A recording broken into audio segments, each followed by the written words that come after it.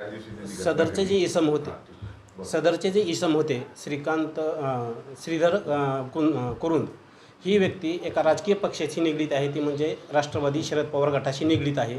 आणि हे आम्हाला तिथल्या स्थानिक पदाधिकाऱ्याकडून तिथल्या जनतेतून सुद्धा समजलेलं होतं की ही व्यक्ती राष्ट्रवादी शरद पवार गटाशी संबंधित आहे.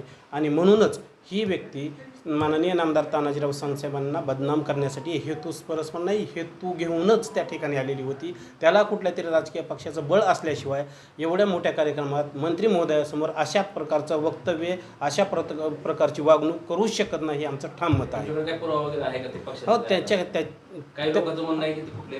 हो, तर ते त्या ठिकाणी आता त्यांच्या गटाची ग्रामपंचायत आहे.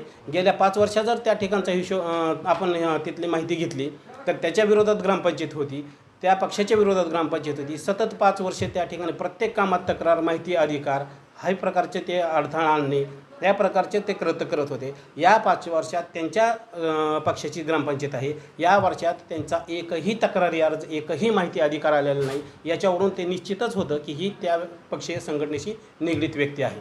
ओके.